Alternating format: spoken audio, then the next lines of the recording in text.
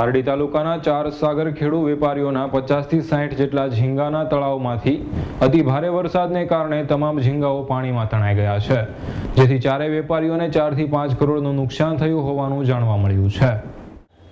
સાગર ખેડૂતોનો મુખ્ય વેપાર મચ્છીનો હોય છે, જેના વ્યવસાય માટે સરકાર પણ તેઓને સબસિડીથી લઈ લોનની સુવિધા ઉપલબ્ધ પાડીને લોકોને રોજગાર મળી રહે તે હેતુથી સરકારી જમીનોમાં પારડીના ઉમરસાડી અને પલસાણા ગામની સીમમાં ઝીંગા ઉછેરના વેપાર અર્થે સરકારી જગ્યા અને તળાવ ભાડા પેટે હેક્ટર દીઠ આપવામાં આવે છે, જેમાં શરૂઆતમાં ઝીંગા ઉછેરવાની પ્રક્રિયામાં ઝીંગાના નાના બચ્ચાઓ ચેન્નઈ વિશાખાપટ્ટનમ શહેરમાંથી લાવવામાં આવે છે।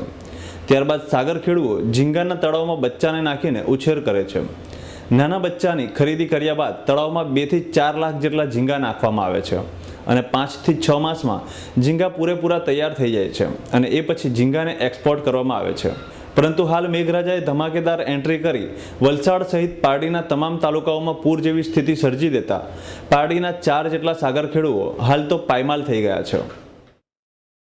5 કરોડ રૂપિયાનું નુકસાન થઈ ગયું દરેક ફાર્મર દીઠ, મતલબ કરોડની આસપાસ પહોંચી જાવ એક ફાર્મર દીઠ। આ ઝીંગાનો ઉછેર કેવી રીતે કરવામાં આવે છે અને કેમ મોકલવામાં આવે છે? એ ઝીંગાનો ઉછેર અમે એના વિશાખાપટ્ટનમથી અને ચેન્નઈની સીટના જેટલા લાવીએ નાના, એક 65 પૈસાનું જેવું પડે છે અમને, અને એનું અમે સ્ટોકિંગ કરીએ। એના સ્ટોકિંગ 4 થી 6 મહિનાનો પીરિયડ છે અને એ પીરિયડ દરમિયાન અમે તૈયાર માલને કાઢીને કંપનીને આપીએ છીએ।